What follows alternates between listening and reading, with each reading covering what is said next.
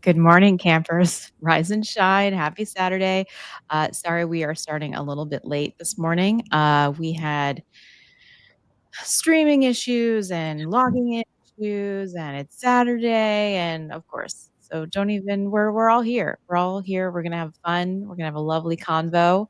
Uh, oh, I see Tara backstage. I'm gonna add her in now too. Look at us. Look at us. Good morning, ladies. How are we doing? Hey, Mother's Day. I'm not having a great morning. What's going on this morning? Yeah. There's a lot going on this morning. I'm going to be honest. And I have found the proper coffee mug to reflect the morning that I'm having. Oh, I need that cup. I need that cup.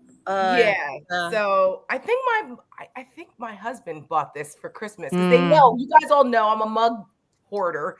And so I have all kinds. And this was probably one of the funny. I think he got this. Part of the reason why I was late is because my hubby took my cord from my computer, because we all have Apples, and didn't plug my computer back in. So because my computer is a million tabs open, if I don't keep it plugged in at night, it'll die. Right. And so it doesn't sleep properly anymore because I've had it for years. And so when I went to plug in, it was DED dead. And then it takes 5 minutes for the fucking thing to boot back up again. So yeah, that's what happened to me this morning. On top of, we're having a little bit of an issue with Seneca and our fundraising operation. So our email fundraising is down right now. And it was due to a little bit of a dispute. And so, we're not happy because we had a bunch of fundraising emails. As people know, Seneca Project runs on the kindness of our donors, and the inability for our donors to be able to send us their lovely donations through email is a problem. So on a weekend that you can't travel until Monday. Yeah. So I would just like to thank the lovely people who are responsible for that. That's all I have to say about that. However, if there are folks who support us that would like to continue to support us, you can donate through our website. So we still have that for now. Yeah, so, you put that in the chat? It's the joy of ownership, right? It's the joy of running things and being a startup, and drop it in the chat. Drop it in the chat. Put it in the chat. Yeah, I don't know how. I'll do it. Thank you, Michelle. Yes. We'll put it in. So it's been a bit of a morning. You don't want to wake up to that. You don't ever want to wake up to finding those kinds of things out on a Saturday morning. You want to wake up and have coffee, hang with the girls, hang with our folks over on Over It, so we can talk shit about whatever. But you keep it moving. You just keep. Yeah, that's why I had 2 old fashions last night instead of 1. Yeah, because of that. Is it even possible to have just one? Well, I should have just one. And then I just morning, love them. So did I tell you guys about? Well, Michelle knows about my drink of choice lately, which I used to drink way before I had my son, and then kind of just I'm not really a big drinker, as Michelle can attest. Yeah, because we went drinking. We did. I was under the table after like 6 hours. I had 6 hours. But you know what? Drinks. Well, we drank slow, but I think it was just like over a period of time, and then we didn't really match that with food. You know what I mean? Yeah. Sarah and I went drinking, and we had shots with Harry Dunn at like 2 a.m. Oh my God. We did. That's right. And I was good. Because you drink a glass of water and you eat. We ended up having shots with Jim Acosta at the Webbies, and I felt fine the next morning, which I was surprised about. But my drink of choice lately, which people should 100% get on, is the Aviation. What's that? I think you got that when we were together at the place. I didn't realize math was going to be part of this equation this morning. What is in it? I think Saint Germain is in that. Elderflower. Yeah. I love elderberry. I'm sold already. Okay, yeah, I'm looking it up. Elderflower. It's elderflower, gin, which I hate, but you can't. I like gin. Can't really taste the gin. All right, here we go. Are you ready? Yeah. Really good. It is. Oh, come on. It needs my birthday. Really? Oh my gosh! Look what everything Rosie put. Look. I don't even know. I have to send that to Jim. He's gonna be so embarrassed. What did she put? She said Jim Acosta is delicious. Oh my God. He's gonna be like, oh God. All right, so I was wrong. It's gin, lemon juice, maraschino liqueur, and wait, this can't be right. That's not right. I'm lying. Something's wrong. Well, if there's gin involved, I like it. Because gin reminds me of my grandmother, and they used to drink like Pink Ladies or gin, slow gin fizzes and stuff. So my mom drinks gin too, and we've been on a gin kick lately. And we have one of those Bartesians. Do you know what those are? No. Yes. So it's Joe, like a Keurig for drinks. That's right. It's like a Keurig for drinks. What? Yeah. It's amazing. You put like the different liquors in the thingamajigs. And then you buy the pods, and the pods are basically the mixtures. They're the chasers. So they have like 100 different versions of all kinds of drinks. They have little menus. It's a whole thing. So you put the little pod in for whatever drink it is you want. And then you press the button. You can set how strong you want it to be and the whole thing. And then it makes the drink for you. And it is fantastic. I didn't know there was such a thing. Oh, yes, it's called Bartesian. I love it. I got it for my husband for Christmas. My husband for Christmas, and we love that thing. And it has a gin thing called one of the gin drinks is called Love Potion, and it's made with like gin and something else in it, and it is spectacular. They tell you what garnishes to use, so you can like get your own garnishes, and then you can eat the whole thing. So anyway, yes, Julie, so if it has gin in it, I'm all about it. Yeah, is the aviation pink? Is it a pink drink? No, it's like purple. It's like purple. Yeah. Yeah. So it's maraschino liqueur, gin, creme de violet, lemon juice, and a brandied cherry for a garnish. That's what the interweb says. So I was married to a mixologist. Do you think I would know this stuff? No, that's right. Well, but it's not really. It's not an. I mean, I used to be a bartender. I've like never had anyone, at least back in the day. I'd never heard of that. So it's new. You know, they always have new. It's a new Cosmo. Yeah. It's a very, very old drink. It's a pre-prohibition drink. Right. I was like, it sounds very like 20s, like it's just, you know what I mean? Howard Hughes or something like that, which gin obviously is, you know, I had this thing. I'm watching my husband walk out here before I can go ahead with the rest of the story. I just saw, thank you, Patricia. Thank you so much. Oh, thank you. Oh, that's awesome. I had this boyfriend back in the day, like when I say in the day, like almost 20 years ago. And he got me into like New York. I can't speak today. Went through this phase. I don't know if you remember this, Michelle, of opening these pre-prohibition bars. Oh yeah. Like, members, employees only. Oh, like do not disturb, like that kind of stuff. All of these places. So we used to go speakeasies, right? Yeah. And they used to, and some of them used to be in the old speakeasy locations, including PDT, which is a great bar. Oh, PDT, yeah. So he really got me into this aviation drink because he was all into these prohibition cocktails, and they were so good. And then I kind of forgot the boyfriend, forgot the drink, stopped drinking really that much. And then maybe like 2-3 months ago, maybe like 6 months ago, my husband and I were somewhere, and this bar was amazing. And I was like, I would like an aviation. And my husband looked at me like I had 20 heads. Like he was like, have we met? Like, where are you coming up for this? They're so good, and now I can't stop thinking about them. So I need to try that. I've never had one. You get it at Michael Imperioli's place. Yeah, you guys, you have to go. You get it at Michael Imperioli's place. You get it basically at any good like bar. Like anybody with a good bartender can make it. Yeah. So there's this bar in when I was out in Venice Beach for the TED Talk thing, there was like I always look for like I like live music, so I was looking for some place that had like jazz or some kind of live music.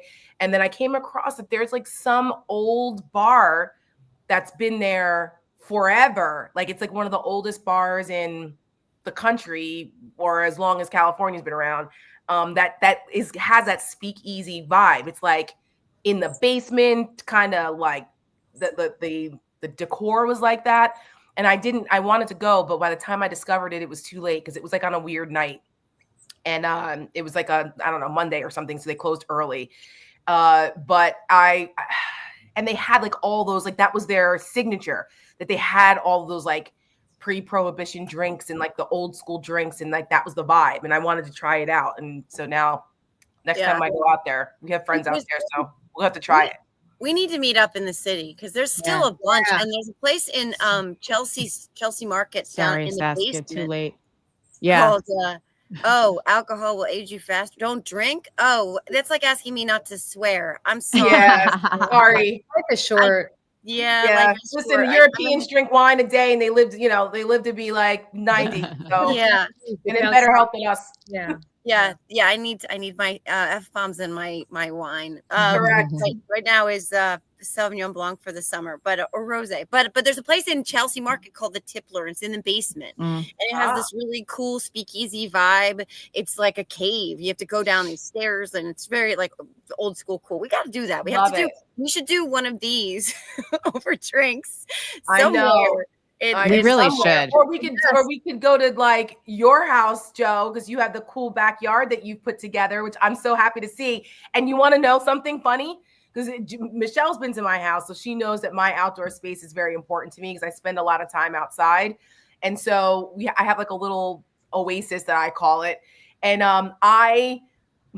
after I saw your egg chair, do you know that last night I went and bought one? You did? Yes, because, and as my husband knows, I've wanted an oversized egg chair for like 3 years. Hey, it's always like, where are you going to put it? Where are you going to put it? I'm like, we'll figure it out. So I've been looking because they're expensive. They're like the nice ones are like $250, like $350, right? Especially the oversized ones. I don't want a little one. I want a little, right? So I've been looking for like 3 years for like to find one either on Marketplace, because everyone knows I'm addicted to Facebook Marketplace, or, like on sale. Well, it's Prime Week. So that means that everybody else, like Walmart and other places, they do their own sales. Ooh. It's so cute. It's very 60s, 70s, right? I feel like that's very boho. I love boho. I'm a big fan of boho stuff. So I finally was like, when you posted the picture of your wine, and I said, I have that little table, and I saw the egg chair again, I said, you know what? I'm going to go see if this is on sale. So at 8:45 last night, I said to my husband, let's go. We're taking a ride. He's like, where are we going? He's like in his like drawers and slippers. I'm like, I don't care. Put on some pants and let's go. So some pants. So he's like, where are we going? I'm like, don't worry about it, because I needed the brawn. Because if it was on sale, I can't lift it. So so we end up at Walmart, and he's like, why are we here? I said, well, okay. I said, listen, hun, I think that the egg chairs are on sale at Walmart. And if it is, I want one. He's like, where are we going to put it? I said, it doesn't matter. So we go in, and sure enough, they were on a rollback. Oh my God. Online for $150. Oh yeah. Wow. Oh, well, wait a second. Maybe I want to go to Walmart. That is right. I was winning. I was like, we're getting it. He's like, where are we putting? I don't care. Is it waterproof? Can you stick it by a pool? Figure it out. Yeah, you can. No, it's not even wood. It's like that like rattan. Rattan, yeah. So it's like, it's treated, so it's meant to survive outside. Oh, yeah, okay. I have mine under my gazebo, but my kids will not sit anywhere, but they will sit there. Like they love that chair. Like, it's cool. It's like because it's like a little cubby too. Yes. You know what I mean? Yes, I feel like you're a little cocoon. I'm the same way. Like when I was a kid, I had a bed tent. Remember those in the 80s? Yeah. No. So, oh my God, Joe, you know. Mm-hmm. Maybe it's a little young for you. I mean, Michelle, like you were probably too little. I had a bed tent. It was like a Wonder Woman themed bed tent thing, and I would get in there, and I would have my little games and my little cubbies. I would, So anyway, as an adult, I'll be 50 in 2 months. I still want my little bed tent, my little cubbies. So I got the freaking egg chair. I'm so happy you got one. I'm telling you guys, like that was, I got mine at Lowe's in the wrong part of this, like the head of the spring. So it was not on sale. And I've been looking at it for 3 years. You deserve it. I put together this, I put together a gazebo because I wanted to live outside as much as humanly possible. This is my deck. As you can see, those are my tomatoes, by the way. And some of them are like 7 feet tall. Yes. Which is crazy. To get to them. Tara, Jersey girls. I mean, all 4 of us love outside. You know what I mean? Like, guys, I'm so lame. I beg to differ. I have a yard that I never go into. I have a swimming pool that I've not set foot into this whole summer. What is wrong with you? I know. You know where I want to be? I know. I know. You know where do you want to be other than in the pool, other than the beach? In my swim room every night in the town pool like a weirdo. Not being disturbed by anybody. That's all. I mean, I know. And here's the worst part. The deck needs to be put. By the way, if anybody around here on this chat knows any good deck people that are not going to rip me off and send them over to Pennsylvania, let me know, because our deck is falling apart. So that's why we can't hang out on it. Oh, no. It's not falling apart. And it is so cold because we don't heat it for reasons that I'm not even going to get into. Do you have like a solar cover though? No. What is that? Oh, you could do that. Get a solar cover. So you put it on at night. And it's like, it's almost like bubble wrap, but only on one side essentially. And so it goes on and the bubble thing is underneath. And the, when the sun hits it, it like traps the heat in the water. It keeps it warm. Oh, I never heard of it. Yeah. Yeah. And then you can, when I was a kid, we had a pool at my old house and we would fold it up, right? But you can get things that like crank it. So if you're by yourself, it's easy to take them on and off. Right. But yeah, you should do that. I will speak about this to my husband immediately. He's not get a solar cover. And it also keeps it clean because like the leaves aren't blowing in and stuff. I'll be your pool boy. What do you say? What do you say? Too woke. Oh my God. We had one of these in the 80s when like nobody was woke and Reagan was president. You know what I'm saying? Tell him that's what Michelle just said.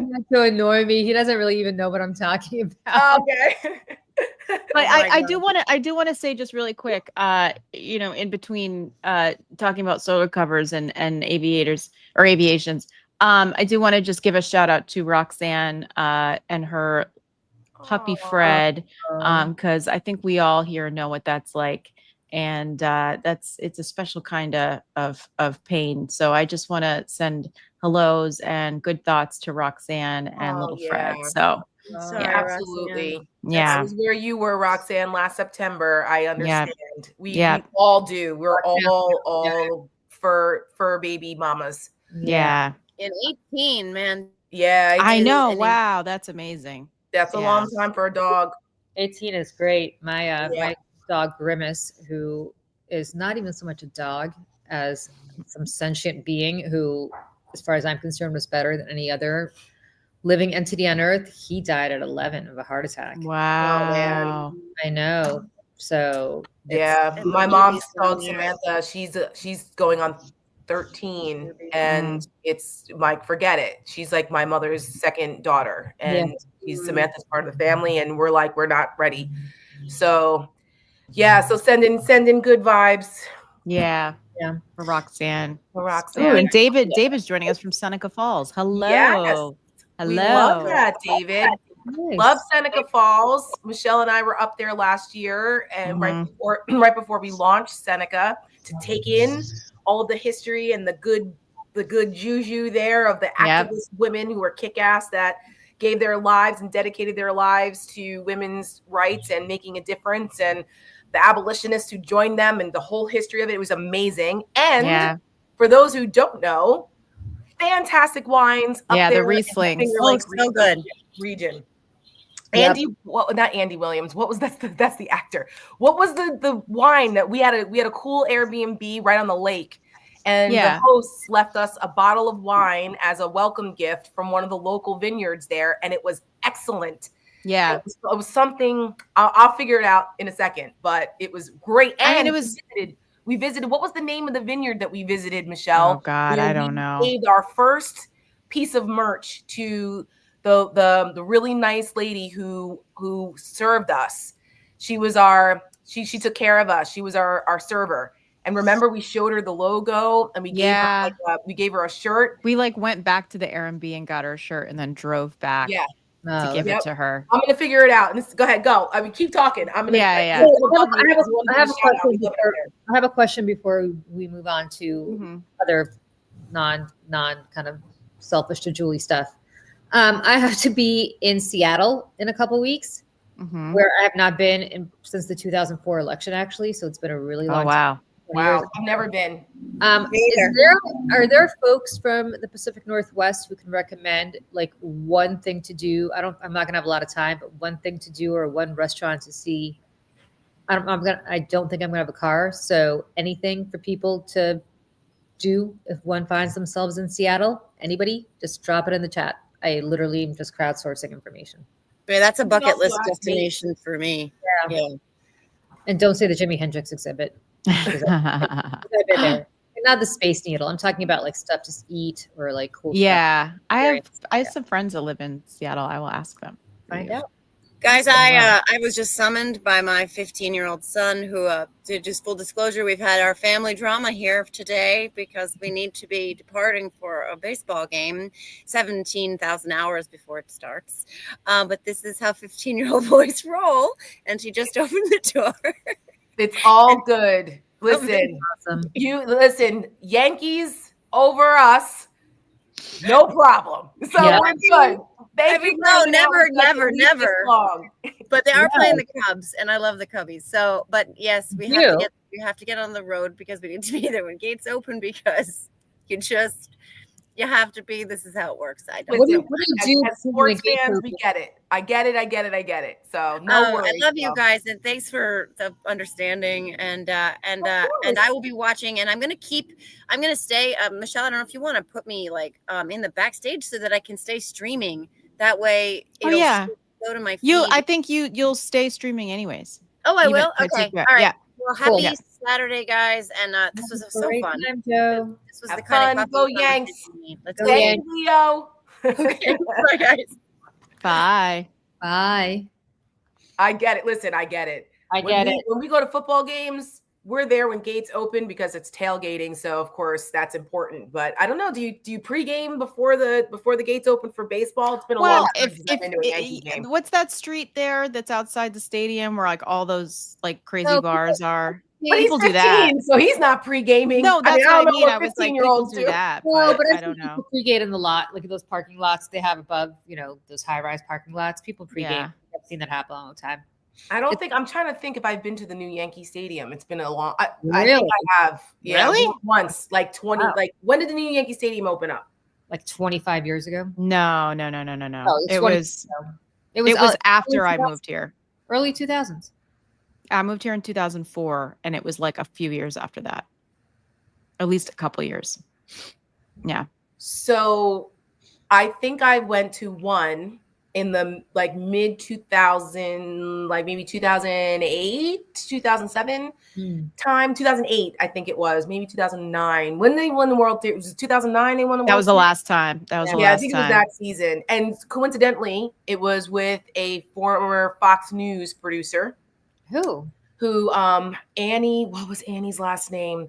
You might remember her, Julie. She passed away from cancer. She had cancer. She was a producer for, I think, O'Reilly's show. It's been a long time. And she was, oh God, but her name was Annie. She was, she'd gone to Israel and brought me back a keychain from Israel. And she was so nice. And she was really instrumental in helping me during the time when I was a Capitol Hill staffer and the whole border patrol thing that, the border agent case that I was working on, because Fox was, big covering that for us. And she was like, let's go to a Yankee game. And I was like, let's go. And it was the last thing that we did together before she passed away from gosh. Cancer. And she went into remission first and it came back. Wait, this like 2009? Yeah, it would have been around 2009, 2010. Annie, why I feel so bad right now that I'm forgetting her last name. She was a sweetheart too. I can't remember. Oh man, I still have that keychain that she brought me back from Israel. Wow. It'll come to me. I'm having a morning. My brain is all over the place. I'm having a morning. But I want to give a shout out also to I Smoke and I Know Things. I don't know what your real name is. I'm sorry. She said, or she, I don't know.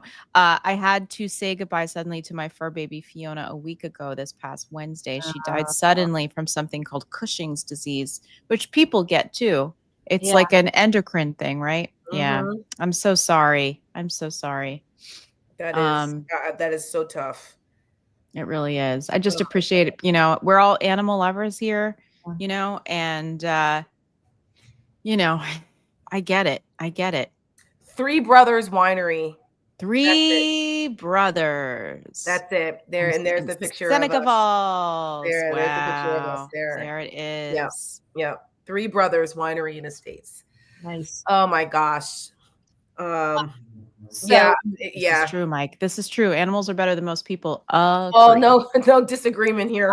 Most people, they're better than all people. No disagreement from us. They're the best.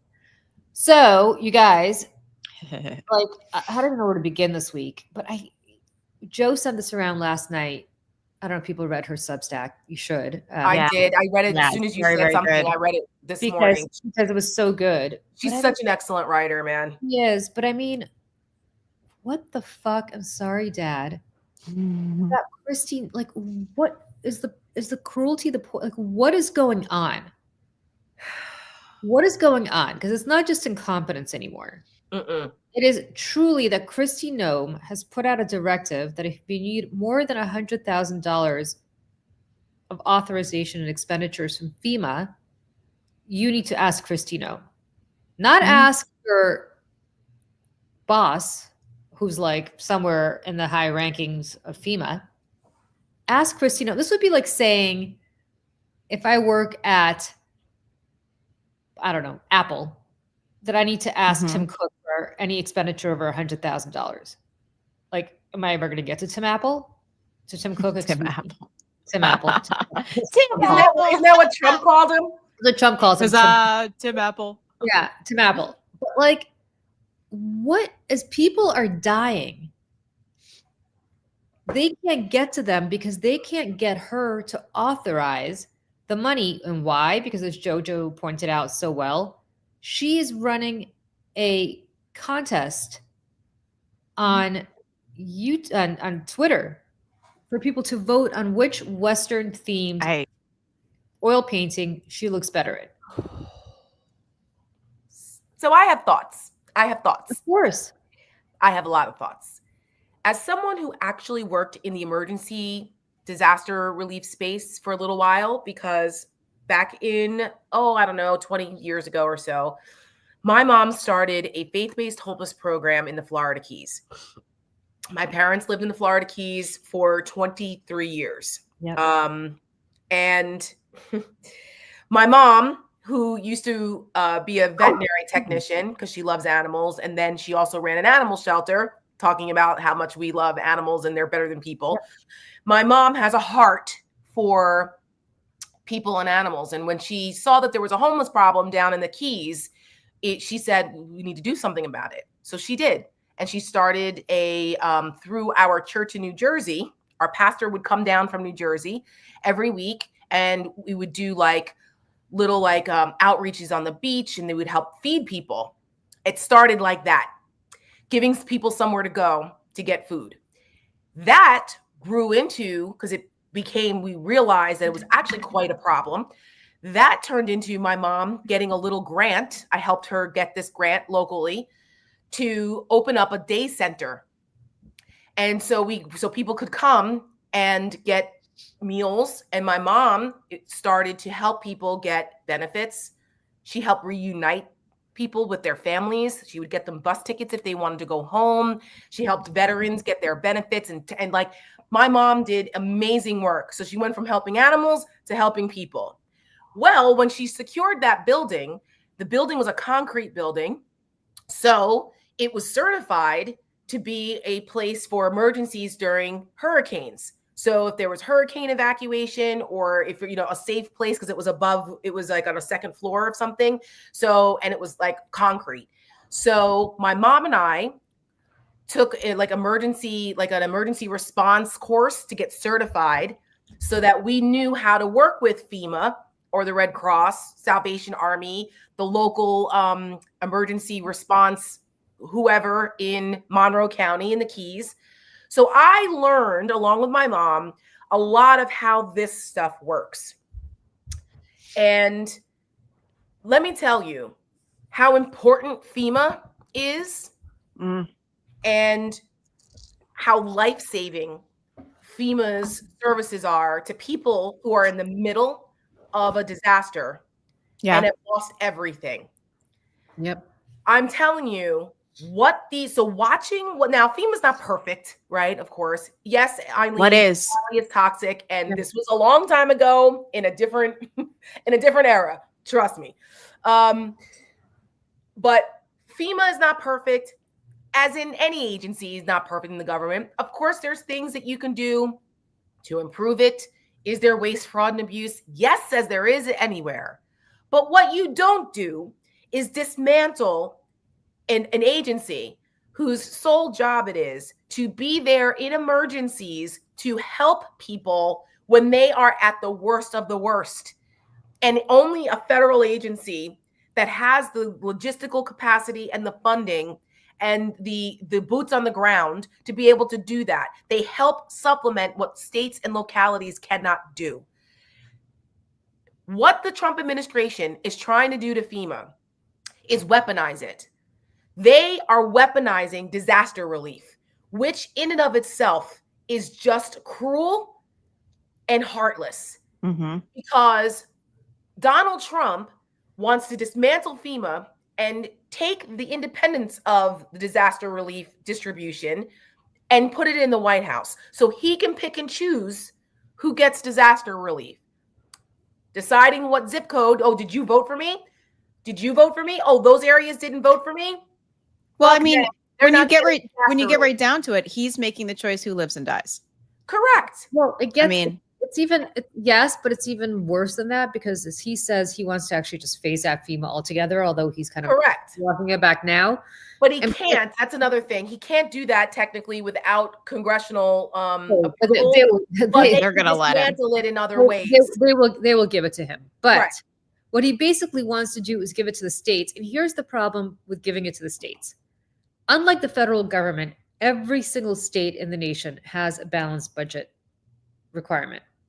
You cannot have an unbalanced budget if you are one of 50 states. You just can't. You cannot take in, you can bond, but then you have to pay a tremendous amount of money, in borrowing costs. But the reality is you have to basically balance your budget. Not basically, you have to balance your budget every year. And imagine if a state the size of Texas or the size of California had to do that. Even they can't afford to do that repeatedly as these storms become more and more and more frequent. Florida can't do that as those storms become more and more and more frequent. Now, imagine if you're some little tiny state like Rhode Island, Democratic state, so maybe not the best example.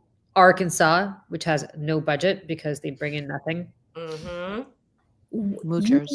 You need the federal government, because if you don't have the federal government, your balanced budget amendment, which exists for you, will be so out of whack that your state will go broke. And they know this. They know this. That's why they're doing it, because it's another way. Someone in the comments said it's impoundment. That is correct. It's another way of holding hostage money that's already allocated for these purposes so that Donald Trump can control who lives and who dies. And who gets the blame? Who gets the blame, right? He would be getting the blame right now. Kristi Noem wouldn't be getting the blame right now if Texas were solely responsible for these crises. That's correct.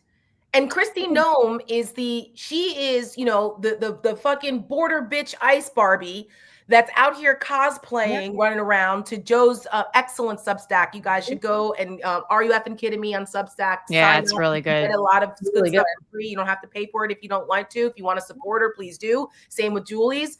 But like, this is not what the DHS secretary should be doing with her time. That's why you have a FEMA administrator. There is no permanent FEMA administrator. There is an acting FEMA administrator who has zero experience, shocker, in emergency management. But nowhere to be seen. And has not shown up. His name is David Richardson. He hasn't shown up in Texas. He hasn't sent an email. He hasn't sent a fucking smoke signal. Nothing. And there are reports since yesterday. People are alarmed. Where the hell is FEMA? And because Kristi Noem was too busy running around being, a Gestapo secretary, She didn't bother to sign off on these things that they needed, so that FEMA wasn't there ahead of time. They didn't have people on the ground ahead of time in preparation for this. It took 72 hours. By the time they actually sent their teams, it was Monday. This disaster happened on Friday. Monday. Like it has caused a tremendous, I saw a heartbreaking video of a guy yesterday talking about how he watched his wife and children get swept away and die in front of him. I saw that. You saw that, right? I did. He survived, they didn't.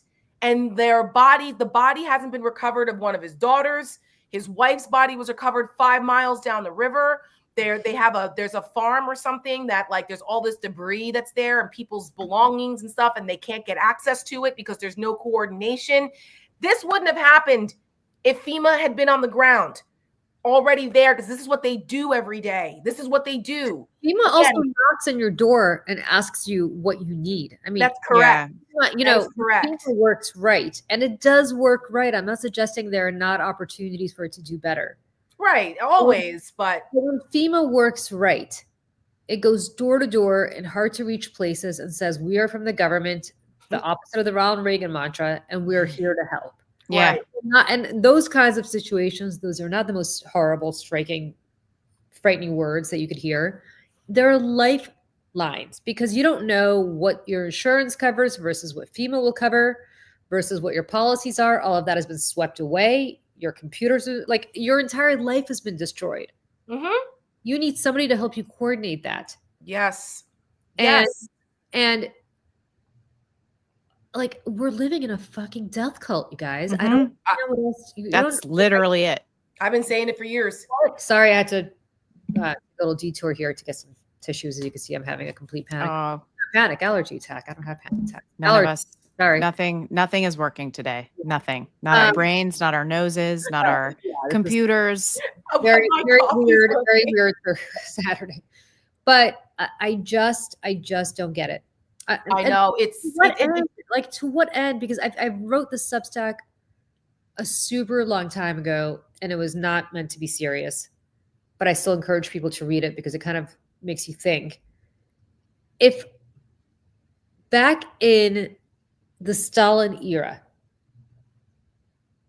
Joseph Stalin decided to run a top secret mission where he found some foundling little boy named Ivan, or Dmitri, I guess, if it's Donald, Dmitri, and placed him with a family in the West to adopt named the Trumps,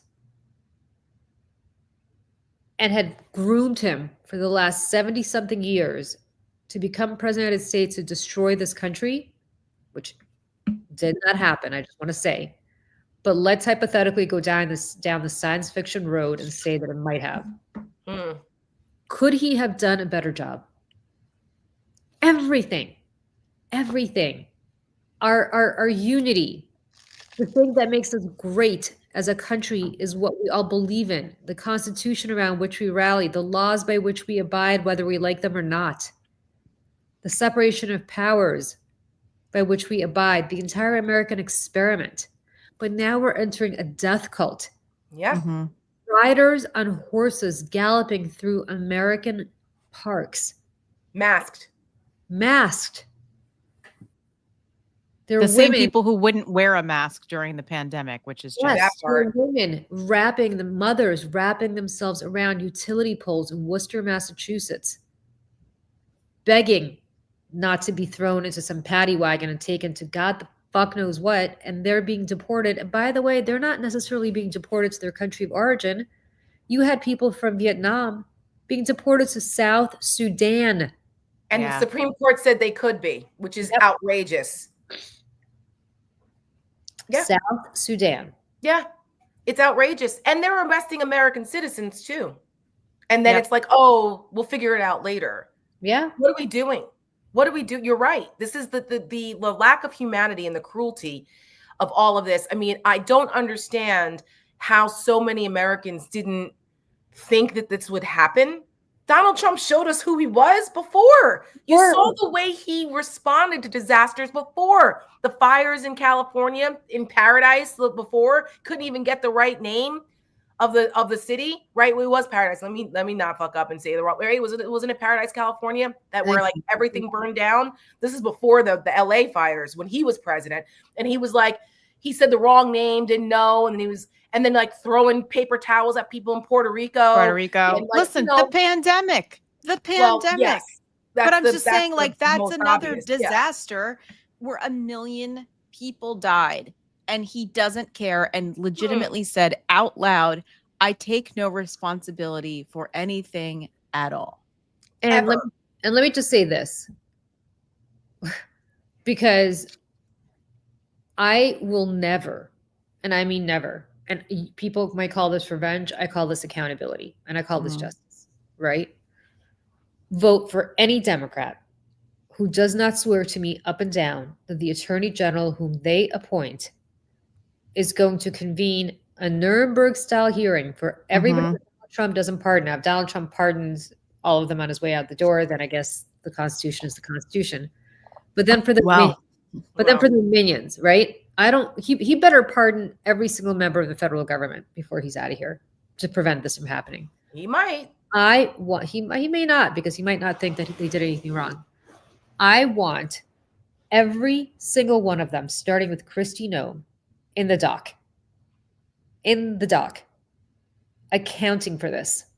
Because if we don't do this, the same thing is going to happen again. Well, this happens over and over and over and over again in American history. We are sitting in a cesspool of a lack of accountability throughout the last 250 years, from slavery to you knew I was right. Yep. He said that all the time. Yep. And slavery to the Confederacy, the insurrectionists that tried to overthrow the American government in the 1800s and started a civil war, which more people Americans died in than any other war in history. We're talking about, a failure of Reconstruction. Let's see, Richard Nixon was never forced to pay for anything that he did. I mean, over and over and over and over again. And all it does is lay the foundation for the next person to do something worse, because they know that in America, we don't really do this. And it just keeps happening. That. Right? The reason why Nixon never paid a price was because Ford decided that it was best for unity to bring the country together to just pardon him. And the same with Biden. Correct. Right. That the former guy. Same mindset. Let's move on. No, God, the former guy thing drove me nuts. I was like, he's not the former guy, guys. He's not. He's still here. Nope. He's not the former guy because he's back. And he knew he was going to be back. He never left. He knew who his opponent was going to be. Mm-hmm. So and that sentiment was well intentioned, but that was an America of yesteryear. That was a huge strategic mistake by the Biden administration to say, like, we're not gonna go after these people. We're not gonna prosecute them. We don't want the Justice Department to look like it's political retribution. We're gonna let the process play out. Like, they played a game that they weren't in anymore, and the Trump MAGA people were playing a game that was much further along and more advanced and more insidious than what Biden was doing. And and they took advantage of the weakness, what they saw as weakness in Biden's institutionalism and wanting to try to be, rise above it and bring the country together. And they exploited that. And that's part of the problem. And that's why we always say you have to play the game that you're in, not the game that you wish you were playing or the one that you used to know how to play. You better play the game you're in, because the opponent is playing something completely differently. And you've got to meet the moment. We say it all the time. That's why there's so many people that are frustrated by how the Democrats are responding to what's going on, because it's not meeting the moment. Right. Well, it's a game of yesteryear. Chuck Schumer's, strongly worded letters. That shit worked in 1985. Right. But doesn't work now. No, it doesn't work now. And listen, I don't even think Barack Obama's politics work now. Like, I mean, you're right. This has been a 10-year. This is 10 years. And, I think that, I see people all up in our comments, not in our chat, but like in our comments after, and people are like, I'm so tired of you guys, you people bashing the Democrats. This is why we lose. No, actually, why we lose is for the reason that we're criticizing them in the first place, is because they're not meeting the moment, they're not fighting back, and they're not maneuvering in reality. Yeah. Okay. They're maneuvering in some other right. We're trying to be constructive critics here. We're not I'm a Democrat. We're trying to help the Democrats get off their asses. Right. For anybody here who thinks that we're the problem, and for anybody who thinks that we sit around just bitching and complaining, I'm going to read you some fresh off the polls from by an organization called Unite the Country, a Democratic super PAC. So all of us are very interested in making sure the Democrats win next year, as is everybody in this chat. So I would hope most people in the chat, at least, not the trolls. And here's the problem. The poll was conducted between May and June of this year. So right now. And it showed bill, right? This is when the budget bill was still being Yeah. And the poll showed that voters perceive the Democratic Party as, quote, again, not Julie's, Michelle's, Tara's, or JoJo's words, but this polls, out of touch, woke, and weak. Now, is there anybody on this chat? And I would really love to know if there are people on this chat, because I know everybody here is well-meaning. So I'm not suggesting that you're right and everybody else is wrong, who does not believe that the Democratic Party of 2025 is woke, that it is weak, and that it is whatever else I just said it was. Because the reality is that it is. And then I'll go further. This is from Rodney Molyneux, who's the Democratic strategist who serves as a senior advisor at his PAC. This is the reality, the perception of us as a party. And until we accept that, it's going to be hard to move forward. There's a perception out there outside of Democratic elites, and it's taken hold in not just the MAGA crowd, but people who should be with us. Democrats need to realize that in order to improve and get better, to not only win in 2028, but to win in 2030, 32, and beyond. You guys, a lot of Democrats, the ones that are up here putting 30 point, spreadsheets together, trying to explain everything, like they're not like, they're not fighting, and they would rather be right than win. They'd rather feel right than win. And there's like not a lot of compromise there at all. And it's people say in the comments, woke is just being kind, and woke is well, no, that's originally what it was. Nope. Let me tell you what woke is perceived to be. And I remember I said this right after the election, and this clip went viral, and I mean it. It's the virtue signaling bullshit. And I will give you a great example. I have a tremendous number of Latino friends.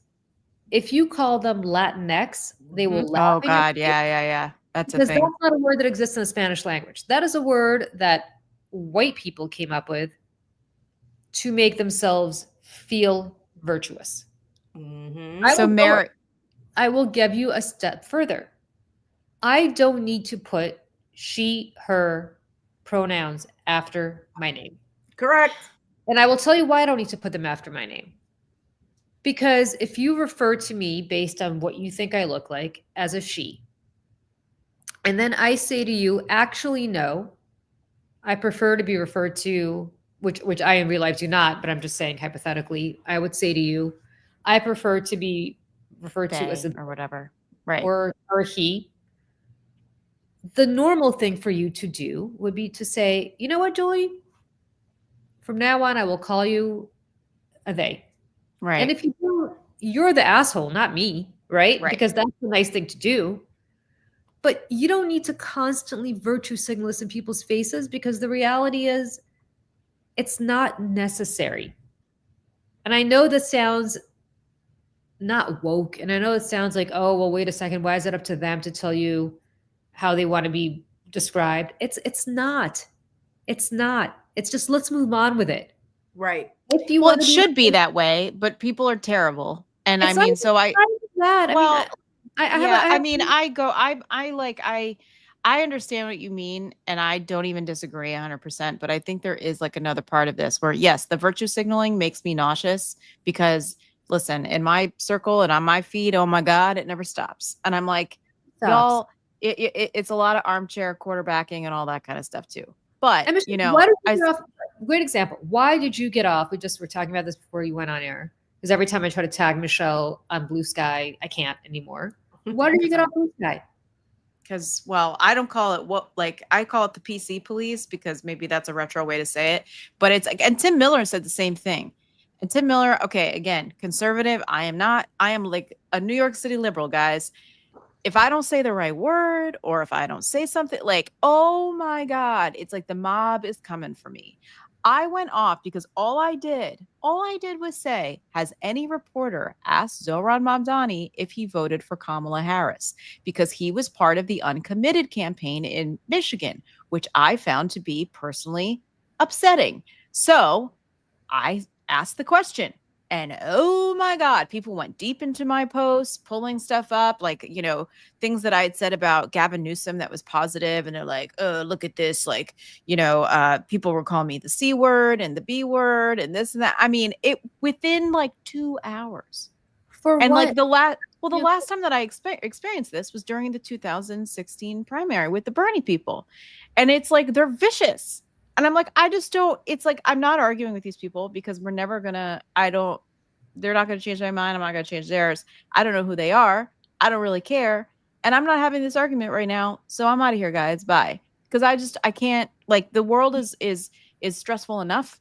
Like, I don't need to expose myself to that kind of stuff, like, every time I open my phone. So that's just me. You'll come back because you'll come back, but it's the. I monitor the Seneca account. Like, that's fine. That's all I need to see. But to your point, right? Like, I tweeted out when the New York Times wrote this. What you and I should disagree on this, but I thought ridiculous story about how Zohran Mamdani put himself down as an African American and as a Asian on his Columbia application, which, by the way, was leaked by a bunch of right-wing hackers to the New York Times, which had no problem. It was? Oh, I didn't know that. Oh, yes, despite the fact that that's very unethical, I would say. Well, it's only unethical because, as you remember, Iran leaked J.D. Vance's dossier, and the New York Times wouldn't print it because that was being leaked. But they have no problem taking Zohran Mamdani's dossier and leaking it. But anyway, the point is not that. The point is that he, as a 17-year-old, put down that he was African-American and Asian. Which technically he is. Technically he is. He was born in Africa. He was born in Uganda. He was raised in South Africa. And he is Asian. So do people who are truly African-American, do they get offended by that? I can understand why they do. The answer is yes, they do. Yes. My larger point is that of all the shit to worry about, why do we care what Zohran Mamdani did when he was 17 years old? Like, we've all done stupid shit when we were 17. Let's move on, because I'm sure as an adult, he's done a lot of other stupid shit too. However, I was defending Zohran Mamdani, but then at the end said, I didn't rank him and he's not. Oh God, that's all they'll see. That's all they'll see. And I have several issues with what he stands for. However, I think this was a low blow from the New York Times. Okay. Also, like, if you're going to do it, like, do it. I don't know. I just felt like it was kind of half-assed. Do you know what I mean? Like, yeah. If you're going to establish that he's kind of full of shit and he's, you know, going to say things to get ahead, then have more than just that. Right. But that's a different conversation. Yeah. Julie's point is that she was defending him and you still, the woke mob. Oh my God, you're a Zionist. Oh God, right. Why don't you go to Gaza? And why don't you, I hope what happens to you or your kids is what has been happening to people in Gaza. I'm like, I'm defending your guy. Mm-hmm. And by the way, if you think this, and I am the definition of an undecided voter in New York City right now. Same. But if you think that that's going to get me to vote for you. Right. Yeah, they don't care though. They don't care. No. But to your point about the whole, like, the language police and the woke thing. And like, there are a lot of people that don't even know that the origin of the term woke started in the Black community. Yes. It was part of social and racial justice movements back in the early 20th century. And so like it was co-opted. It was co-opted. And weaponized. Correct. It was co-opted by some folks and then weaponized by the right. And like, you know, the idea of being woke was never what it turned out to be now. No. You know, it was something in the Black community speaking to each other through music, through written word, literature. You know, you can find Marcus Garvey and others referencing that as a way for Black folks to express. That's right. This is how we need to pay attention to what's going on here during Jim Crow era and, you know, pre-civil rights, all of that. So it's frustrating for people who know Black history to see the way the term has been weaponized and co-opted and then virtue signaled and all of that, because it's lost its actual meaning. And, you know, that's a whole other conversation about what happens there with kind of, you know, the white liberals that decide to do that. But that's around the same thing with the Latinx stuff. It's like, stop it. Just stop. Yeah. And then it gets turned around and it gets weaponized. And so so people who think that we're the problem because we're pointing out that this dumb shit is what loses elections because it turns regular average day folks who are not like deep into politics, but they're just like common sense looking at stuff going like, I don't like that. That seems stupid. And no, we're not going to go over there. They're attracted to the person that points out that that's stupid. Yeah. They're going to go, yeah, we agree. And then that's how they get drawn in. And now they have a bad taste in their mouth for anything that has to do with the other people over here who are using these dumb expressions and that doesn't make sense. Then you lose them. Right. All right. But people are very afraid of being canceled. I mean, like, legitimately. Really about to freeze to death. And this, I don't know what's going on and why the air conditioning is in my house. I am going to, I hope people don't mind taking a little walk with me. Yeah, go ahead. Go for it. Through my house here. I actually go in 10 minutes because we have a birthday party we have to go to out in Maryland. But I did want to make sure that we talk a little bit about what's happening with Dan Bongino, Pam Bondi, and this whole Epstein thing. First of all, it's still going on this week. Yes. And we all can't stand Bingo Bongo and Cash Patel and this whole internecine fight going on within MAGA over the Epstein files is actually quite delicious to watch, but frustrating and annoying at the same time because they're all terrible, terrible people. But I'm here for the drama inside. Let them fight. It's so good. It's so Let good. them fight because they're all terrible people. I mean, what's the prediction? I think Bingo Bongo Bongino goes and Pam Bondi stays because of all the reasons. She's got a lot more power than him. He's a whiny bitch and doesn't want to do his job anyway. And Michelle, I know you have the clip. I do. Let's just. This gives them the out. Before we get into specifics, what did you think the job was going to be like? What is it like?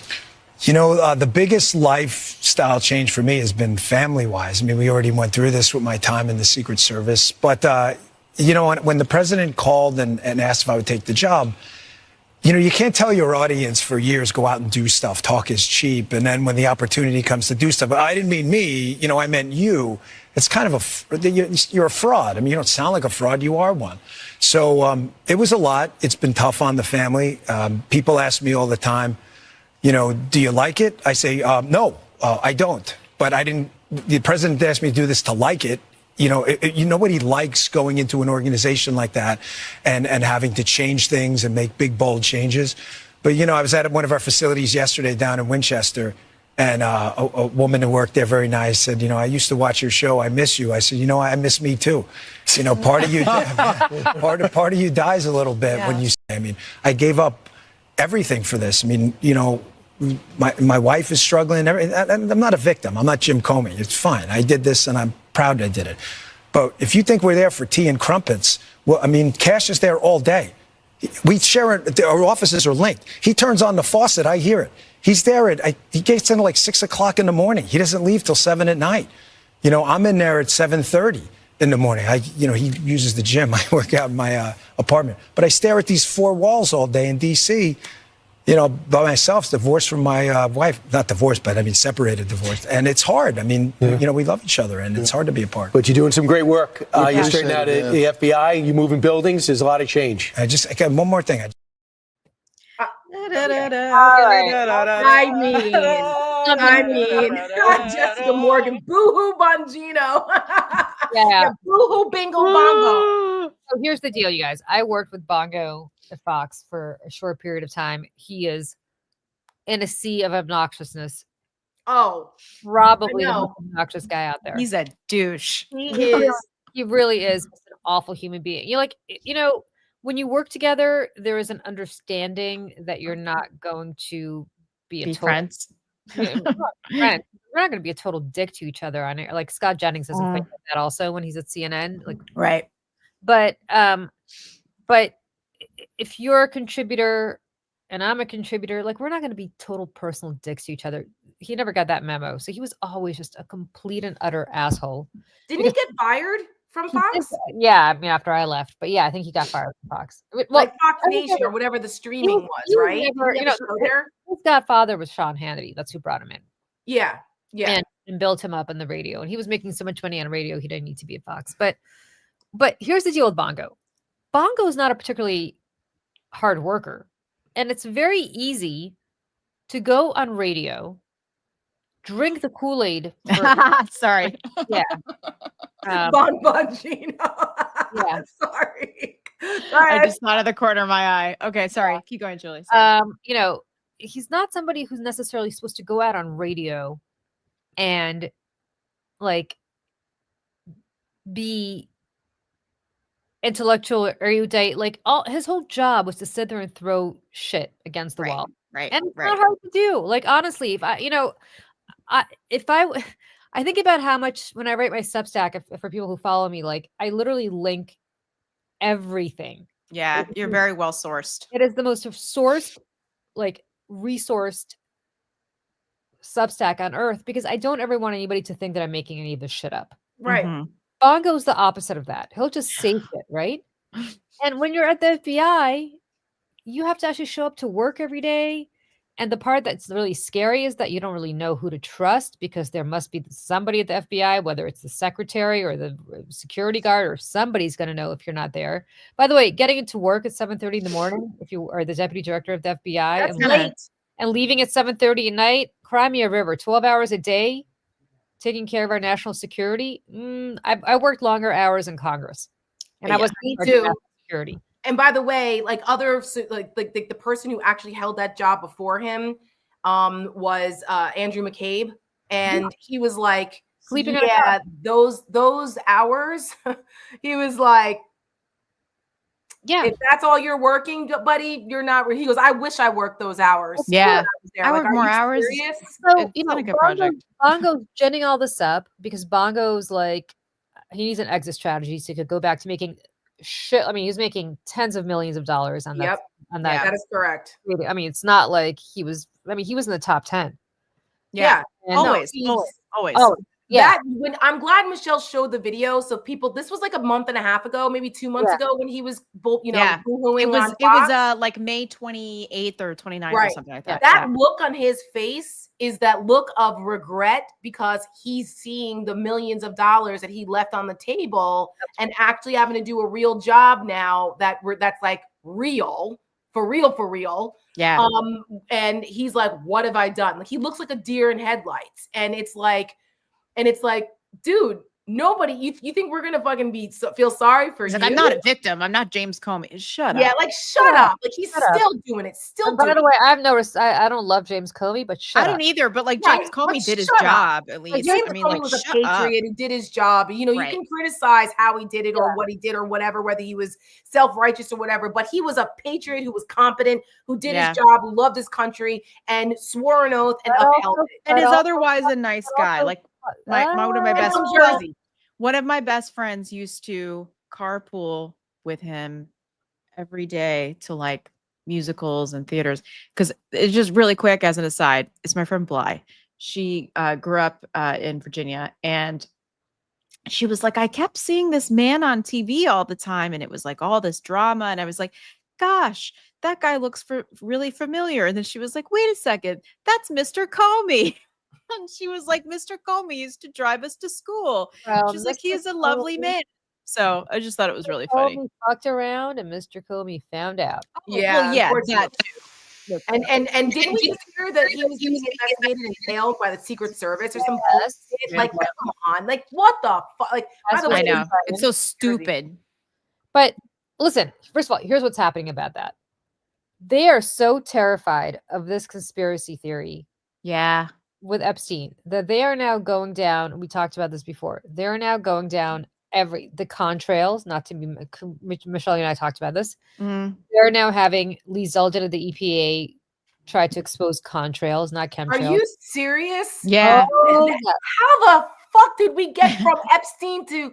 Because Michelle, they're going to be doing Vince Foster next. They're going to pop. Oh my God! They're going to be popping out the pizza parlor in the North. North DC with the pedophile ring. Anything pizza. Anything to get attention away. Which was Jack Posobiec's thing, right? Didn't he like start perpetuating that whole thing? Anything to get attention away from this. The Jewish space lasers are next. All of it's coming because they just don't want anything. Because the thing about Epstein is it's not a conspiracy. That's the thing, right? Is because it reads like one, but it's not. And that's the one thing. And I don't have the clip here, but it's the one where where Fox and Friends, right, asks Donald Trump, "Are you gonna declassify JFK files?" Yes. "Are you going to do this?" Yes. "Epstein files?" He goes, "Yes." Well, I don't know. I mean, maybe people's lives could be ruined because, it's like they could be wrong. Or could be thing. Yeah. People's lives like his. Yeah. Right. And he could have continued to kick the can. And that's the thing that really surprises me. And this is the thing about Donald Trump that we all know and sometimes forget. Donald Trump always tells on himself. Always. Every single time. You know what he's thinking, you know what he's guilty of, because he either accuses somebody else of it or he gets this weird look on his face and starts saying dumb shit. Like, he tells on himself every single time. And that's why we all know he is guilty as hell. And those tapes that came out in October of 2024 that were released by Michael Wolff, when he had interviewed Jeffrey Epstein, this was during the first Trump White House. He had interviewed him about this. He says, and there is a recording, I have it somewhere, I won't play it now, play it another time. "I was Donald Trump's closest friend for 10 years. 10 years. Out of the mouth of Jeffrey Epstein. Yep. Michelle, do you have Predator loaded? I do. So I just want to just take a point of personal privilege here for people who may know us from here, but don't know us for our work for Seneca. We put out last year during the election, when Donald Trump was trying to say that he's a protector of women, oh God, we were like, no, you're not, buddy. Yeah, no. And we put this thing out at the time. We called it Protector. We have updated it since and put out Predator because it's more appropriate now to remind people of Donald Trump, what he says about women, what his relationship, his coziness with Jeffrey Epstein, and in watching this now in the context of how this whole controversy is blowing up, it hits a little different. So we're going to show Predator to remind folks in case they forgot, because we're not going to let them try to whitewash history. Exactly. I always thought women liked me. And when you're a star, they let you do it. You can do anything. Whatever you want. Grab them by the pussy. I make this statement to the great women. Questionable comments about a young girl. You going up the escalator?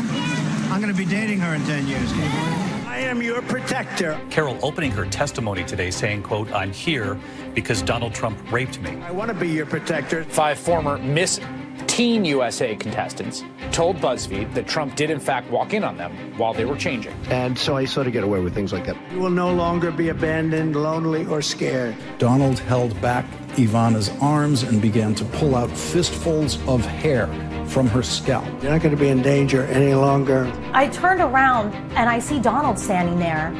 I'm thinking, this son of a bitch just grabbed me. Women will be happy, healthy, confident, and free. Trump called Epstein a terrific guy, adding, "It is even said that he likes beautiful women as much as I do, and many of them are on the younger side." You will no longer be thinking about abortion. They're going to just let me bleed out here. Do you believe in punishment for abortion? Yes or no, as a principle? The answer is that there has to be some form of punishment. For the woman? Yeah. You will be protected, and I will be your protector. Women. I was able to terminate Roe v. Wade. I got rid of Roe v. Wade. Killing Roe v. Wade.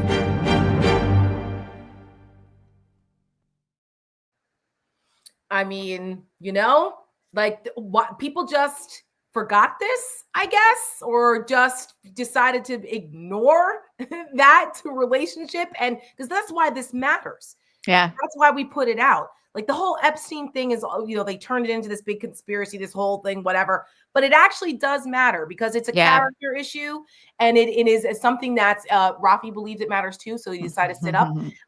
It matters in the greater scheme of things because these people are terrible. It goes back to the original conversation of how we started all of this when we were talking about FEMA and about like the cruelty of Kristi Noem and these people and weaponizing disaster relief and people's lives and what they've gone through. And it all is the through line here is lack of character, the indecency, the cruelty. And the dehumanization of an entire group of people. And dehumanization, I mean, Epstein, what he ran was a human trafficking ring that he basically had rich and powerful men from around the world raping often underage girls. That's right. And that's right. Sorry, go ahead, Julie. Here's the problem for Trump, right? Bondi can't go. Right. I agree with you, Julie. Bondi can't go because Bondi can't be replaced, because whoever replaces Bondi will also not be able to release those files if in fact those files are detrimental to Donald Trump. And if he keeps appointing attorney general after attorney general who will not be able to release those files, eventually even MAGA will be like, maybe it's not Bondi who's the problem. Maybe it's not whoever, the next Bondi is who's the problem. Maybe it's Trump, because sure as Rafi's sitting in your lap right now, Tara, you know that if this were just Bill Clinton, oh God, or George Soros or whoever they imagine, and that's who they thought. That's who they thought that they could pin all of this. They never considered that when they threw the sword that there would be any blood splatter back on them. And that's number one mistake. If you are going to throw an arrow, you better make sure that shit's not going to splatter back at you, because that is where you start to get into some trouble. Now, because now they're pulling all those old tweets from JD Vance being like, where's the Epstein files? But the real question is, why haven't they just released? Well, I think that is very interesting, Julie, because seeing as how corrupt these people are, I was like, because it came out in wired.com yesterday, because we all know about the security footage, right? There's a minute missing from the security footage. Wired.com yesterday reported that in the metadata of that video file is provable that it was doctored. With Adobe Premiere, they are even able to pinpoint the software that was used to doctor the video. Now, which again, Brian Schatz actually tweeted yesterday. He was like, I'm not a conspiracy theory guy, but this is becoming increasingly impossible to explain because hello. So given all of it, all the things that we know about all these people, I was surprised that they didn't doctor the files and just take him out of it. But I think that many ideas. Well, I'm sure he's thought about it, but this is where my brain starts to go do, because, Donald Trump had Roy Cohn. Okay. There's a part of me that thinks that like Donald Trump was Jeffrey Epstein's Roy Cohn in some ways in New York City real estate, especially. And I think that they are so ingrained with each other that I don't think that there's any way to scrape him out of it, because I think that he was with him so often that they would have to doctor the entire thing. Yeah, maybe. I don't think you're off about that because of how close they were. I mean, there's enough video evidence and pictures of him and Melania with Helene Maxwell and what's his name, Epstein. There's the travel logs of them on the plane, like the Lolita Express. Yeah, like there's enough. Like it was well known. It was well known that they were best buds. And so, it probably is. Like, I mean, I don't know. I mean, listen, somebody brought up the point. Well, and the fact that also the point that like, wouldn't the Biden administration have like somebody leaked that if it was true during the election? And I was like, I don't think so, because they actually had integrity in the department. Well, and also there are Democrats in it, and I think that the Democrats are also afraid. Yeah. Listen, here's the difference between us and the cult that MAGA is. I think Bill Clinton was an outstanding president. Mm-hmm. Fantastic president. If he's on this list, get it out. Don't care. Yes. Yeah. Yes. I don't care if feel bad for Hillary, but yeah. Feel bad for Hillary, but you know what? If you're hooking up with underage girls I and know. not women, I want to be very clear. Right. Girls. It's the underage thing, yeah. Yeah. I don't care if you go visit. Listen. You want to go hook up with prostitutes? Like, not my cup of tea. Don't want to be married. Whatever. Like, whatever. These are girls who were trafficked. Right. This is a consent thing also. Yeah. And like, the problem here is that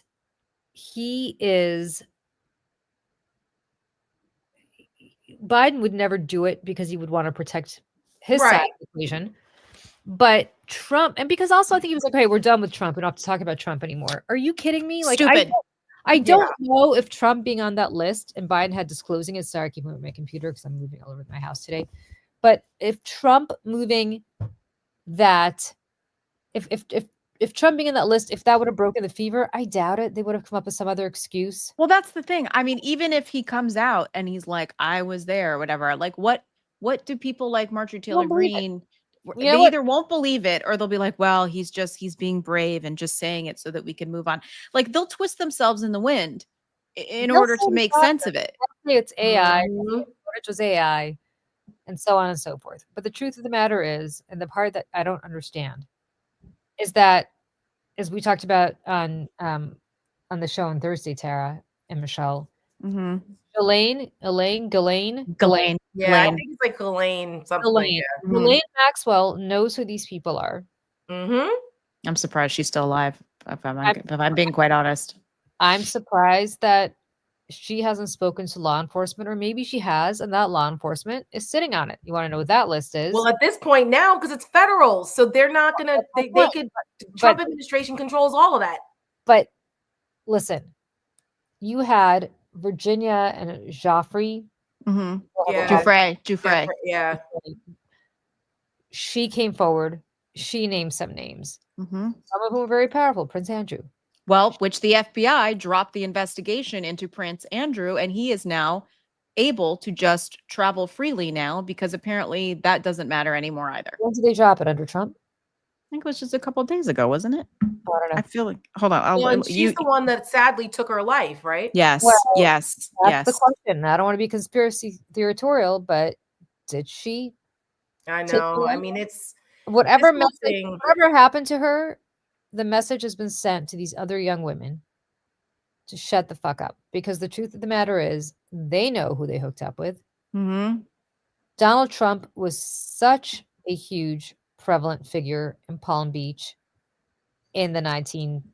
Listen, and in the 80s in New York. I mean, listen, we're all New York people. We've talked to people, right? People who are older than me, but were around and said that Donald Trump had a reputation of like going to these parties with these young models. And the young models were like not of age. And there was pills and there was all kinds of stuff. And like, these are the stories. Hello, darling.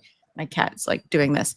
Rafi's sending out the vibe. I know. It's seriously. You guys want to hear a weird Donald Trump Palm Beach story from when I was 14? What? When you were how old? 14? Nothing to do with me being touched.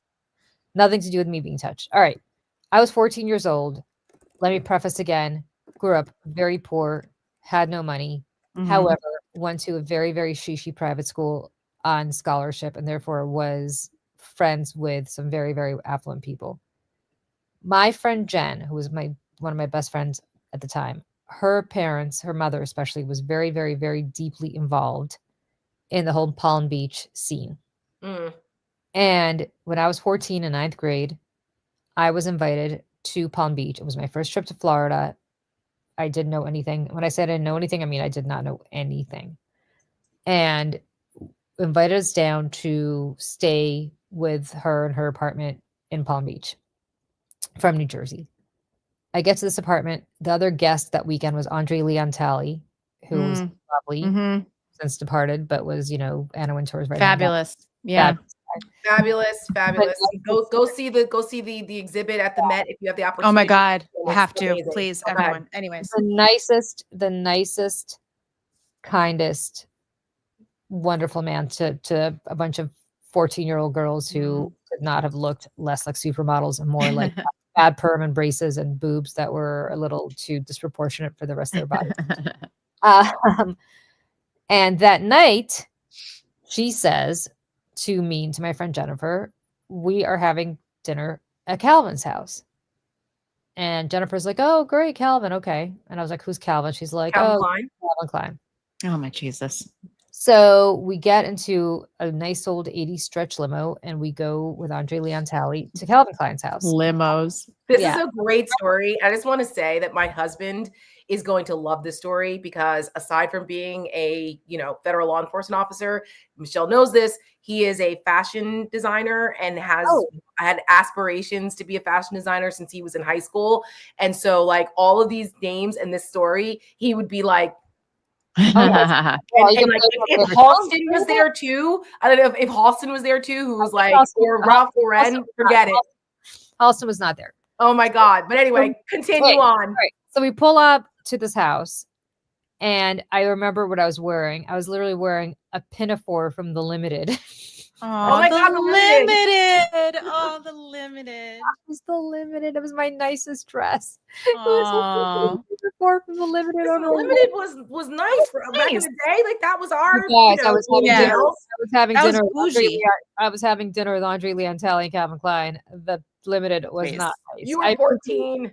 I appreciate it. Nobody was recruiting me to be on the front page of anything. On my Limited with my bad perm and my horrible braces. Anyway, so I end up having dinner at Calvin Klein's house, which is and the president of Bloomingdale's was there too. So it's not. Oh my God, that's so funny. Yeah. And my friend Jennifer's younger brother, Jason, was much cuter than we were. He was like 7 or 8. So Kelly Klein, who was married to Calvin Klein at the time, was like all over Jason. She's like, oh, you're so cute. You're so cute. And Jennifer and I were like the shit left over because we were so not cute in our, teenage. But I say all of this to say, but it was right around the time that he had bought Mar-a-Lago. Mar-a-Lago, I believe, was either next door or down the street from where Calvin Klein had his house. And the entire conversation among the adults, and the only name I recognized besides Calvin Klein, who I'd obviously seen, on commercials. Yeah, big then too. Yeah. Was Donald Trump's name. And they're like, oh God, Trump is buying space, and what a shithole. Like a terrible Meriwether Post used to have it. And they were looking down on him. Yep. Yeah. So hard. Yeah. But yet it was clear to them that they would obviously have to include him in their universe because he bought this, historic house and the house is right on the beach. And of course, everything. Like they'd have to include him in, much to their regret, because they looked down on him so hard. That's right. And these are not, by the way, this is Calvin Klein, who grew up in the Bronx. Right. Something other than Calvin Klein. So I think I say this because it's not like he had come from this old school Palm Beach Meriwether Post family. Like these are the same kinds of people as Donald Trump. They were just less crass. Right. Yeah. Right. And they were new money. They were new money. And they're new money. And so was he. But they just looked down on him. And I just want to say that because even I, at the age of 14 years old, which would have probably been right up Epstein's alley, although I don't think I had the look back. Trump's too, apparently. Well, even I knew who Trump was. So if he had walked into that house that day, I would have immediately known who he was, because he was so prevalent in the tabloids in the 80s back then. Yeah. And B, it was publicly talked about. Like, oh yeah, Trump, oh God, I guess we'll have to invite him. Right. His fucking crass wife over. And, they were all being like, whatever. Right. So I say all of this to say that if a girl like me, who was as clueless as the girls that he was recruiting for these, oh God, yeah, knew who Donald Trump was and was in these houses, and if he had walked in, would know who he was in this house, wouldn't every other girl there? They cannot pretend they did not know who Donald Trump. They may not have known who Alan Dershowitz was. Right. No, right. They would have known who Donald Trump was, because I, at the age of 14, I knew who Donald Trump was at that exact same period of time. Yeah. Yeah. Listen, but who knows where a lot of those people ended up?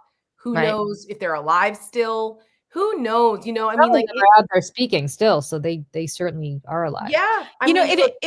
The thing about New York, okay, like as we all know, they say if you can make it there, you can make it anywhere, because it doesn't matter where you come from. It doesn't matter how much money you had. You can move to New York and you can make it, and you can make a new version of yourself.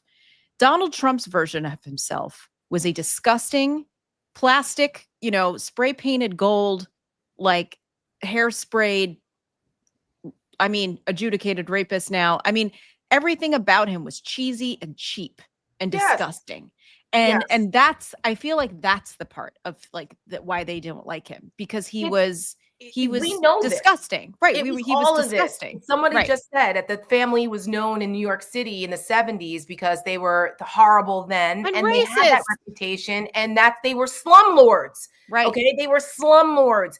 And anyone who's followed Donald Trump's trajectory knows that he wanted to make it in Manhattan real estate because they were looked down upon by the big wigs, the more sophisticated people and all of that, because they were slumlords from Queens. Right. So that's why he was so hell-bent on making it in Manhattan. And then everybody knew that he was an ostentatious prick, and that like he was, just watch The Apprentice. But like not a respectable prick. That's the thing. Right. Everybody understands that already. But he's smart and savvy or whatever, but he's not. And the same thing in Palm Beach, to Julie's point. Everybody knew in Palm Beach that he was low class. They didn't want him there. There's a whole thing. When I was on CNN, I did research on this years ago about him buying Mar-a-Lago, and how like they tried Russia to like stuff stop and that too. Yeah. They tried to stop it because they had to have like votes on permits for stuff. They didn't want it. And there was a whole thing. Like they didn't want him there because of all of that, because of his reputation as being a low class piece of shit, ostentatious jerk off. And they didn't want that there. So, but he weaseled his way in, as he's done, in many other things. And then we all have now suffered as a result of it. But like, I don't know. This whole thing is again, it goes back to character. It goes back to the lack of integrity, the indecency, the inhumanity, and these people are now in power. And the organized crime aspect of it. Right. Like, who calls them a mob family, right? They're operating right. The federal government and like the Russia stuff. It's all related. I just pulled this up. I watched this a few years ago when he was president the first time. Yeah. Go and Google this. It is BBC. The show Panorama did a 30-minute special called Trump, Is the President a Sex Pest? They had interviews and information on this Panorama show that I never saw in American media. Not once.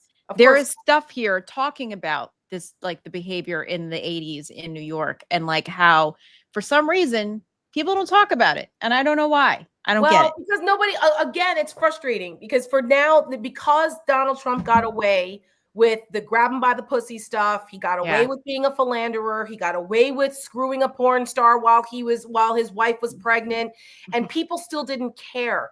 And we tried the first time around, and then we tried, like we just showed our Seneca Project Predator video. We tried to remind people again that this is the guy that you want to be in charge again. Like, did we not remember? He got away with being a 34 count felon. He got away with treating women the way he did. And so we were trying to remind people before the election again. Yeah. Are you sure? Especially in that election, which after Roe v. Wade, and while IVF is on the chopping block and birth control and everything else, it's like, listen, all this is connected to his behavior about women, his viewpoint about women, the evangelical right. This is the whole thing. And for some reason, it still wasn't enough. Well, we don't. We can pontificate on another whole show for some reason. Right. And I'm in my closing before I jump. You guys can stay on, but I really have to go now. But I just want to say one last time, because we kind of started the show. We were talking about Seneca and about like how difficult it's been for us as an upstart organization, right? And we're still small, and we rely on people's generosity and small dollar donations to do those videos. And I saw in the comments just now, like some folks were saying like that video should be played everywhere. And I'm like, believe me, we would love to do that. We would love to make more. We were trying to actually fundraise to make a video about FEMA. We were talking about FEMA earlier in our conversation today, and we were getting ready to send out a fundraising appeal through our email system to say to people, to let people know, because a lot of people don't know what's going on. That's why we do these shows too, about what's happening with FEMA and the cruelty of it, and tying it all together and trying to say, like, we need to tell people what's happening with FEMA and put pressure on our elected officials to stop this, because they can. People, if they speak up, because they're doing all of this, assuming people don't know what's going on, we can put pressure on folks through the storytelling, through our videos and our content, to put it out there and get it out there more, so that people can put pressure on their elected officials to raise holy hell about it, to be like, no, you're not going to dismantle FEMA and try to decide by, zip code who's doing what, because loyalty tests for disaster relief from the White House. Let's stop that. So, in my final appeal, I will take one last point of personal privilege. If there are folks that would like to support Seneca Project, please go to our website, senecaproject.us. We'll drop it in the chat again, because the more people support us, the more content like Predator we can put out and get it out to more people. That's why we exist. That's why we exist. That's why we do what we do. That's why Michelle and I do this 24/7. That's why Julie has been kind enough to be a friend of Seneca and help, on our shows and promote us. That's why we do it. So the more that support we have, the more we can do it. So if folks want to support us, please do. On that note, I have to go because we have somewhere to be in Maryland, but you all can carry on, and we're going to keep out there fueling the fight and pushing back on these fuckers, because we have to. We have to take the fight to them and remind people that all of this, none of it is okay. None of it is okay. And it's up to us to keep fighting for it now. Not in the midterms, not in November, not in fucking February. Now. The urgency of now. So on that note, happy Saturday. Well said, Tara. Well said, Sarah. Have a great time in where are you going? Maryland? Michigan? Yeah, we have to go out to Maryland, and it's on we have a MARYLA party. Yeah, it's like an hour away, so we gotta get on the road. So but yes. So anyway, love you guys. Have fun Saturday. in the Maryland. Have fun in the Maryland. Yes. We're going from the Commonwealth to the Chesapeake State, or Maryland. I forget. Very nice. But anyway, bye, Tara. So I don't know if there's much more to add to all of this. I don't know that there is. Tara, why don't I can take you out. I feel like okay, bye.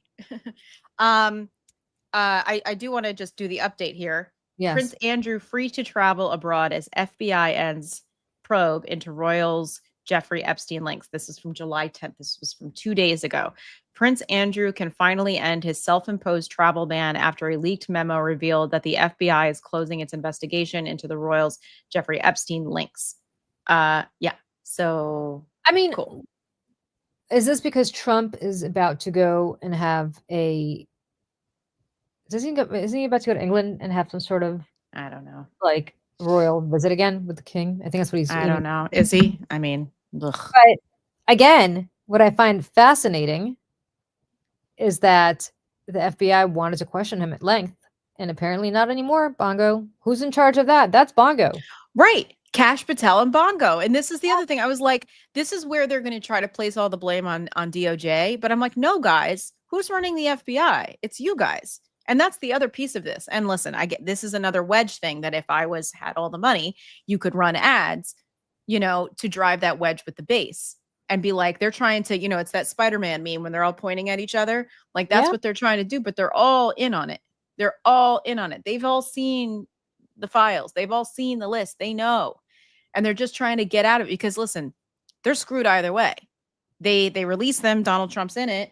They're in trouble, or they don't. And then the base is mad because, they're part of the deep state now. What I think is going to happen is they're going to release some edited files. Yeah. It's like Donald Trump releasing like, oh, here's 2 pages of my tax returns. You know what I mean? It's like edited files. It's going to have like, I don't know, name it. It's going to have some Bill Gates or something on it, which, I got to hand it to Melinda Gates being like, as soon as she saw her husband's name on there, she was like, peace, bye. He peaced out in a big way. Yeah. Good for you. I mean, I would have too. Yeah. But my God. Yeah. But the question is, who else is on it? And why aren't they releasing at least the partial files? Right. And it's right. I don't know. And this another thing that I just want to remind people of, and I saw this exchange on, I don't know if it was Terry Moran's Substack or if it was Adam Kinzinger's Substack or whatever, the both of theirs. There's this exchange about Donald Trump, and when Terry Moran did that interview with Donald Trump, it was his biggest takeaway about Donald Trump's toughness. And I just want to play this really quick. He was snapping at me. He was furious afterwards. Yeah, we're supposed to do a walk around the Rose Garden. Not after that interview. Storms out. And there was a sense that I got looking at him for an hour that he's mean, like a dog in the street. He's mean, but he ain't tough. No, he's not tough. He's not tough. Oh, listen, this guy. This is the thing that people don't get. Tweeting in all caps and yelling and being upset at an interview. There's no strength in that. That is somebody that's scared to death. That is somebody that only knows how to function by being the victim. He's always a victim. What strong people do you know that are the president of the United States, the most powerful job in the world, who was still a victim of everything? It's weakness. And that's the thing, like, when we talk about the people standing up, so I get asked a lot, obviously, are you worried that Trump's going to come after you? No, because look, if he does, what is he going to get? He's going to have to make something up. I mean, yeah. I just think that says it all, because yes, he has the power of the federal government behind him now in a way that he didn't last year, but Donald Trump is a whiny bitch. And again, like we were saying earlier, always tells on himself, and he is scared shitless of this information. I think that he is scared in the way that he was scared about the Russia stuff, but probably more so because this is more directly to his behavior. And I think he probably did some really sick stuff. Sick. And like that's talked about in the sex pest thing on Panorama.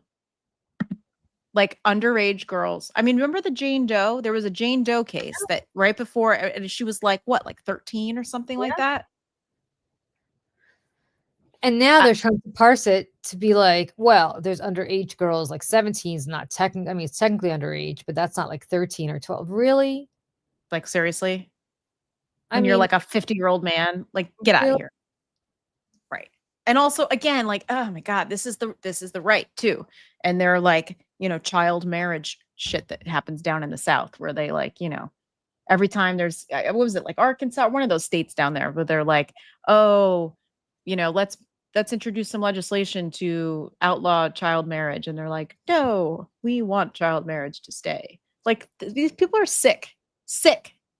People are sick. Before we go, because my computer's about to die, I just want to make one point. I am this close to cutting an ad of a woman. I just have to have one more conversation with her who has a autistic son who was on Medicaid, and so was her son. And she is incredibly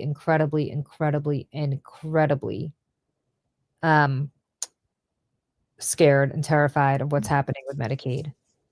And I'm paying for it out of my own pocket, which means it's not done in the way that it should be done. But to anybody who wants more kind of that content, I'm basically taking the money that I'm making on Substack and using it to do this kind of stuff. And by cutting it in a professional way that you would cut it, Michelle, I'm literally just... Well, let me know if I can help you. Yeah.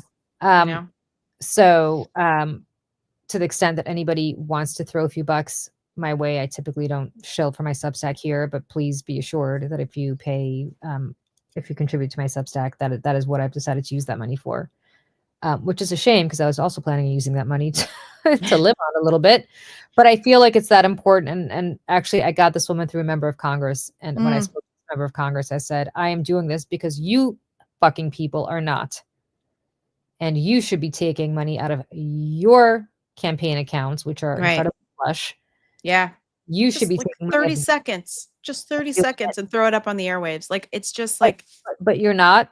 So I, who do not have 10th of or 100th of the resources that these members of Congress do, I'm going to have to do it myself. So if you want to go to Salty Politics and maybe throw a few bucks towards that project, I would really appreciate it on Substack. But thank you to everybody who's already done that. I'm really, really, really, really, really grateful. As you could also see, I took a Tylenol PM last night, which is why I'm so out of it today because I couldn't breathe. And there you go, I'm completely out of it. All right, you guys, it's noon, which means I have to take my son to his squash lesson, which is my whole life. I'm not sure if I'm going to be here next Saturday because he has a tournament that I might have to take him to. Hopefully, I won't do it in my car. But Michelle, are we doing this thing on Monday night? What do we decide? Oh, sure. Why not? Okay. So for those of you who joined Michelle and me a couple weeks ago for our show, I believe it was on a Sunday night or a Monday night. It was a Sunday night. Yeah, we're going to do Monday night. I think just Monday night makes more sense. Yeah, we're going to do it now Monday nights at 8 p.m. Michelle, is that what we decided? On Substack. So you can follow Michelle's or my Substack. Yeah. Salty Politics. Oh, and can I just say really quick, there's a few people I think who watch the show who have I don't know how it works on Substack, but people have pledged yearly memberships to my Substack, even though I don't have one, saying that if you start one, we would subscribe. I think it's just the nicest thing ever. So I don't know that I'm going to do that, but thank you so much for supporting me. And there's just a handful of people, but I've seen it and I've noticed it, and it's really, really kind. So I just wanted to say thank you for the kindness and the support. So anyways. Yeah. So go over to Substack. I'm at Michelle Kinney, I think. And Julie, you're at Salty Politics. Yeah. So if you're around on Monday at 8 o'clock, Eastern.